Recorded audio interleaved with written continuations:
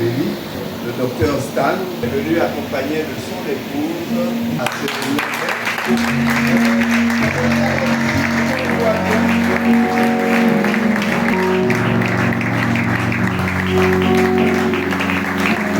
Donc, c'est l'homme du Seigneur. Ils sont dans l'église de l'Alliance chrétienne. Et puis, ils sont leaders, managers à Campus pour Christ. Et Campus pour Christ nous bénit notamment dans la formation des disciples. Voilà, soyez les bienvenus. Et puis, soyez libres selon ce que le Saint-Esprit va vous dire dans les minutes. Amen.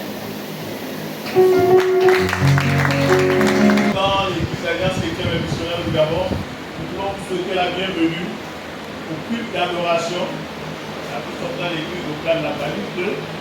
Et le thème que nous voulons aborder ce matin, c'est le Saint-Esprit et la Pentecôte aujourd'hui. Il y avait une Pentecôte autrefois.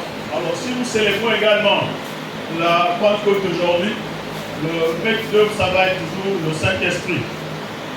On est dans le livre de Actes, chapitre 1, 4 à 8. Je vais faire la lecture. Comme il se trouvait avec eux, il leur recommanda de ne pas s'éloigner de Jérusalem, mais d'attendre ce que le Père avait promis. Ce que je vous ai annoncé, leur dit-il. Car Jean a baptisé d'eau, mais vous, dans peu de jours, vous serez baptisés du Saint-Esprit.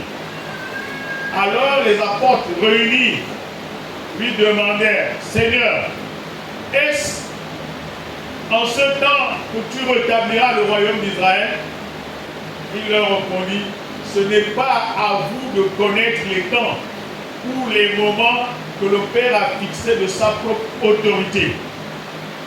Mais vous recevrez une puissance, le Saint-Esprit survenant sur vous, et vous serez mes témoins à Jérusalem, dans toute la Judée, dans la Samarie et jusqu'aux extrémités de la terre.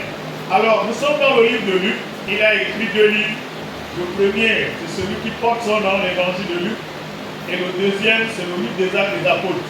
Pourquoi nous avons choisi ce livre, ce titre? Un accent particulier au verset 8. Parce que nous ne pourrons pas parler de la Pentecôte si l'acteur principal qui est au Saint-Esprit n'est pas au centre. Mais regardons un peu les Écritures. Jésus dit ceci, le voleur ne vient que pour dérober, égorger et détruire. Moi je suis venu afin que les brebis aient la vie et qu'elles soient dans l'abondance. Et quand Jésus va rentrer dans la vie de cette personne, les choses vont changer. Et retenez bien ce matin que ça ne sert à rien de prendre la vitesse qu'il vous faut si vous n'êtes pas dans la bonne direction. Alors la bonne direction, c'est quand Jésus va rentrer dans votre vie. Tout va changer. Pourquoi? Parce qu'il va vous donner la capacité également d'aider les autres qui sont dans le besoin. Mais à condition que vous veillez à ce qui a été dit, le voleur ne vient que pour dérober, égorger, détruire. Satan utilise 3 étapes. Mais le manque de connaissance, c'est le pénalty. Le peuple de Dieu est détruit directement. Parce que les gens ne cherchent pas à connaître. Alors il se pourrait que votre vie soit brisée comme ça ce matin. Quelle est ma relation avec Dieu? Si on va dans le livre de Genèse, après la chute, Adam et Ève ont été chassés du jardin. Et vous allez voir que dans la même famille, Adam et Ève, les enfants vont s'entretuer. Mais regardons, la Bible nous parle de 3 sortes de personnes. La première image nous montre un homme naturel. Et puis, c'est ça qu'on peut l'appeler aussi un homme animal. Deuxièmement, on parle de l'homme spirituel. Et troisièmement, on parle de l'homme charnel. L'Esprit de Dieu est désactivé dans sa vie. Et qu'est-ce qui arrive? Cette personne, c'est un cadavre spirituel. Cette personne a Christ dans sa vie. Ce qui est important, c'est de voir l'image. Regardez bien les aspects de la vie de cette personne sont ordonnés. Jésus est sur le trône et lui, il est là pour adorer. Il place entièrement sa confiance à Dieu. Il centre sa vie sur Christ. Il porte le fruit de l'esprit qui est l'amour, la joie, la paix, la patience, la bonté, la bienveillance, la foi, la douceur, la maîtrise de soi. La nature où les fruits sont forcés, c'est dans la chair. C'est pour ça que la Pentecôte Personne n'a forcé. Alors, quand on est chrétien charnel, maintenant on est chrétien spirituel, comment on fait pour devenir charnel? On devient charnel quand on commet un péché et on ne le confesse pas. Et le charnel, qu'est-ce qu'il est? Il ne met pas toute sa confiance en Dieu. Il ignore l'existence de son héritage spirituel. Il ne prie plus assez. Il n'a plus beaucoup d'intérêt pour la lecture de la Bible. Il a dépensé un peu. Si vous allez à Genèse 1 et 2, vous allez voir que Dieu a créé l'homme à son image. Tout ce qui est créé a pour nourriture la parole de Dieu. Et en Genèse 2, 7, il prend la terre pour former l'homme. Et il met le souffle dessus. Et à partir de là, l'homme doit non seulement vivre de la parole, mais il va vivre aussi de ceux qui sont de la terre. Alors, la première question à laquelle nous voulons répondre pour parler de la Pentecôte, c'est qui est le Saint-Esprit? Premièrement, le Saint-Esprit est Dieu. Si vous lisez le texte qui est là, Ananias et Saphira vont venir mentir. Pierre lui dit, Ananias, pourquoi Satan dit, remplis ton cœur au point que tu mentes au Saint-Esprit et que tu aies retenu une partie du prix du champ? S'il n'eût pas été vendu, ne te resterait-il pas? Et après qu'il ait été vendu, le prix n'était-il pas à ta disposition? Comment as-tu pu mettre en ton cœur un pareil dessein? Ce n'est pas à des hommes que tu as menti, mais à Dieu. Et comme le Saint-Esprit ne fait pas des cadeaux, la finalité c'est que les deux sont morts. Pourquoi il est Dieu? Parce que vous allez voir que il est une personne. Pourquoi? Parce que la personne a la volonté, la personne a l'intelligence, la personne a les émotions. La chair ne fait rien d'autre, mais c'est l'esprit qui vivifie. Regardez bien, c'est quoi la vie? C'est la volonté, plus l'intelligence, plus les émotions. Il est la troisième personne de la Trinité. Si vous regardez la Trinité, ça ne va pas dire qu'il y a trois dieux. Non. Il y a le Père, il y a le Fils, il y a le Saint-Esprit. Chacun d'eux a pour dénominateur commun central, c'est Dieu. Le Père n'est pas l'Esprit. L'Esprit n'est pas le Fils. Le Fils n'est pas le Père. Vous connaissez l'eau. Que ça soit la glace, c'est l'eau. Que ça soit la vapeur, c'est l'eau. Que ça soit liquide, c'est l'eau. Donc on ne parle pas de trois eaux. Donc le Saint-Esprit, ce n'est pas trois dieux. Le Saint-Esprit, c'est un esprit de sagesse, de compréhension. C'est un conseiller. Il donne la force, il donne la connaissance et il donne la crainte de Dieu. Alors, la seconde question que nous pouvons nous poser, pourquoi le Saint-Esprit est-il venu? Je pense que Dieu a envoyé le Saint-Esprit pour qu'il soit notre conseiller. Et depuis que tu es chrétien, à quel moment tu écoutes les conseils du Saint-Esprit? Les chrétiens de l'église primitive, qu'est-ce qu'ils ont fait? Ils ont écouté Dieu leur dire que le Saint-Esprit viendra sur vous, il va vous qualifier et vous serez experts. Il rend témoignage de Jésus. Il convainc le monde du péché, de justice et du jugement. Et il conduit l'église dans la vérité. La vérité c'est quoi? La vérité c'est la lumière. Et la vérité c'est Jésus. Le Saint-Esprit est venu pour nous donner la puissance de connaître Christ et de vivre pour lui. Pour nous permettre de vivre une vie abondante. Pour nous permettre de témoigner efficacement. Pour nous permettre de prier efficacement. Dieu a donné à Betsalel la capacité. Sache que j'ai choisi Betsalel, fils d'Uri, fils de Hur, de la tribu de Juda. Je l'ai rempli de l'Esprit de Dieu, de sagesse, d'intelligence et de savoir pour toutes sortes d'ouvrages. Tous les problèmes physiques que nous voyons aujourd'hui ont toujours été l'objet de problèmes spirituels. Et si vous voulez le savoir, allez-y lire le livre de Job. Satan est capable de séduire les traits de l'alliance. Mais ceux qui connaîtront leur Dieu agiront avec fermeté.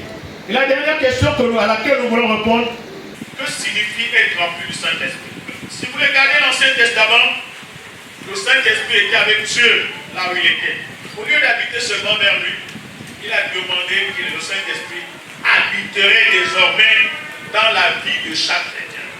Retenons simplement que Pierre, si vous avez bonne souvenance, c'est l'un des disciples que vous n'aurez pas pu aimer. Pourquoi? Parce qu'il a fait dans le monde professionnel une faute lourde. Il a renié Jésus. Mais à la Pentecôte, Il est devenu fort. Il est devenu puissant. Il est devenu un témoin qu'on ne peut pas imaginer. Il parle à un public.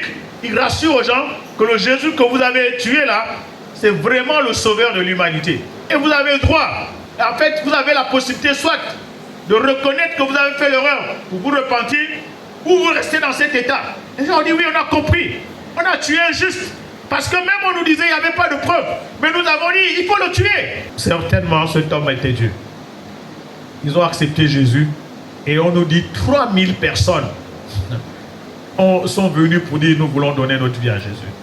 Le peureux d'hier, qui dit, oh non, 3 fois, non, non, je ne suis pas, je ne connais pas cet homme. Mais il est devenu efficace parce que le Saint-Esprit est venu en lui. Le Saint-Esprit n'est pas venu seulement pour changer la vie de Pierre. Il est venu pour changer ta vie. Le texte qu'on a lu tout à l'heure, c'est celui qui est devant là. Et les premiers chrétiens étaient saints parce qu'ils vivaient dans la plénitude du Saint-Esprit. Par la puissance du Saint-Esprit, l'Église primitive a répondu. À quel ordre? De faire des disciples. Mais aujourd'hui, on a une Église qui ne fait pas de disciples. Pourquoi? Mais parce qu'on a désactivé le Saint-Esprit. On a une Église qui n'a pas de budget pour l'évangélisation. Pourquoi? Il faut faire les offrandes. C'est pas normal.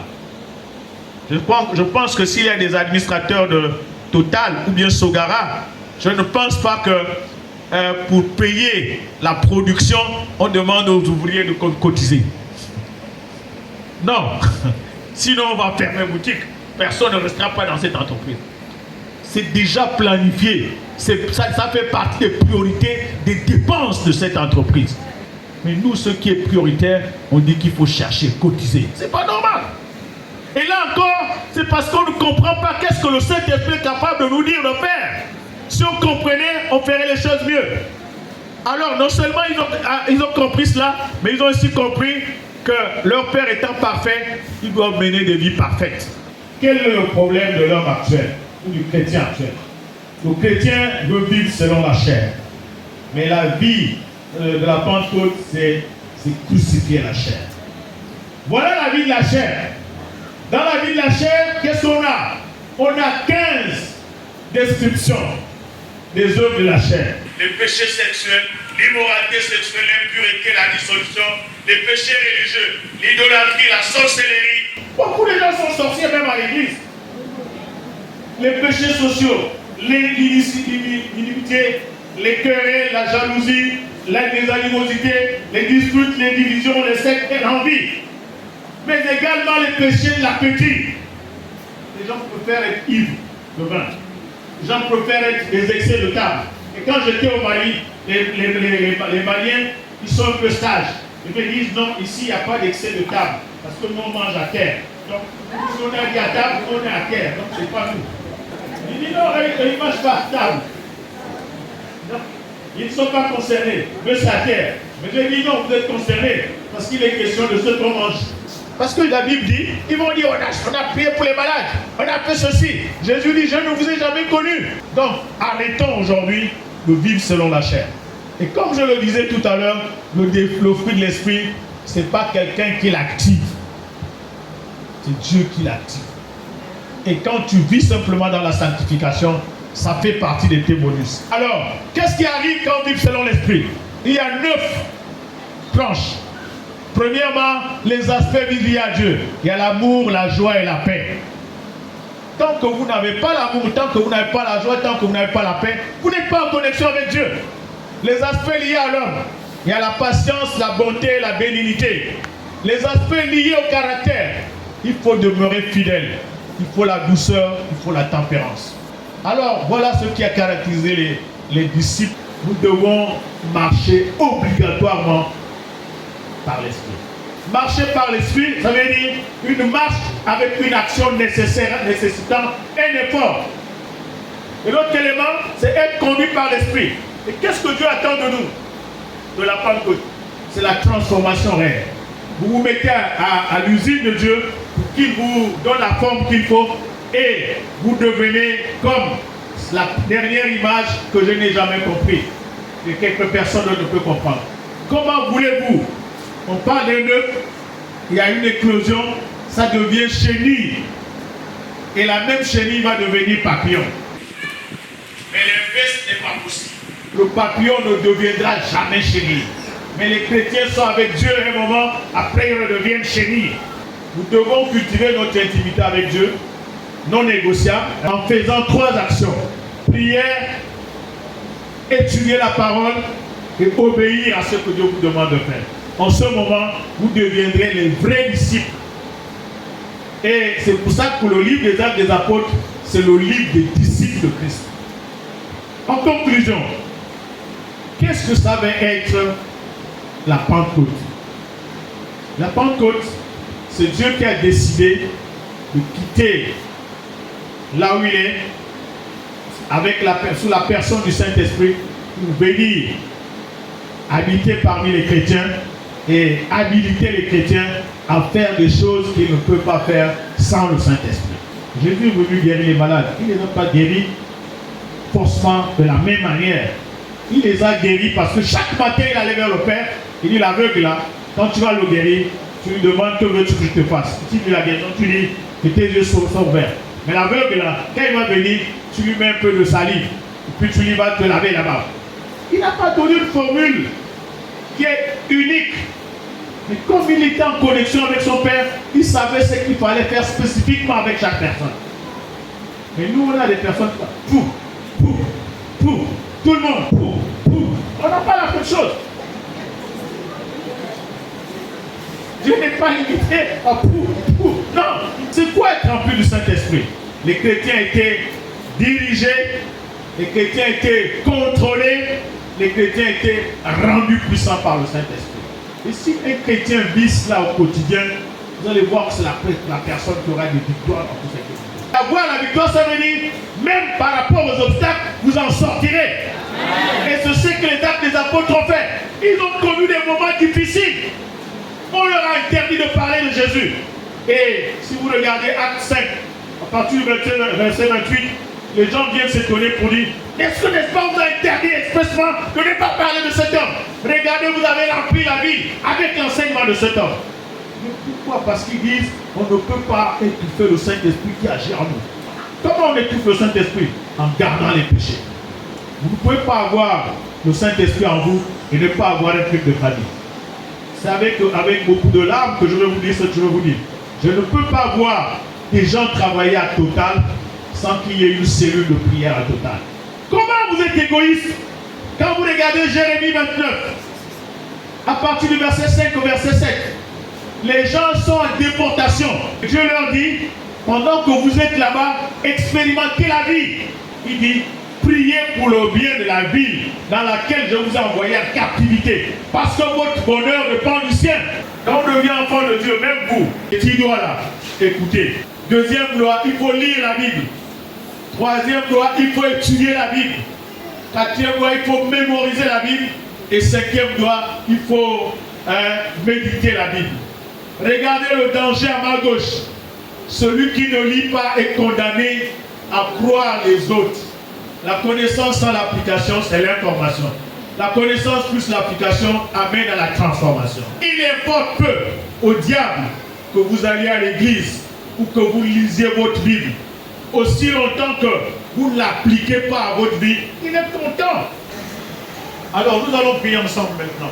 Merci pour le pardon de mes péchés. Merci pour le pardon de mes péchés. Par ta mort sur la croix. Par ta mort sur la croix. Maintenant, je t'invite à reprendre la direction de ma vie. Remplis-moi du Saint-Esprit. Par la foi, selon ton commandement et ta promesse. Comme expression de ma foi, je te remercie de m'avoir rempli de ton Saint-Esprit et d'avoir repris la direction de ma vie. Amen. Nous te bénissons tant, Père, pour ton amour envers nous. Le monde devait te rejeter. Tu savais que tu devais mourir et tu savais que tu devais ressusciter afin que ceux qui t'ont rejeté puissent avoir le salut. Nous te bénissons pour ton ascension parce que tu as dit à tes apôtres qu'il était honorable. Ce matin, nous te glorifions, Seigneur. Oh Dieu, que cette lumière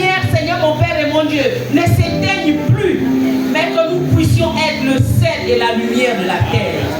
Seigneur, nous te bénissons parce que tu permettras que nous puissions marcher de gloire en gloire jusqu'à ce que tu reviennes. Au nom de Jésus,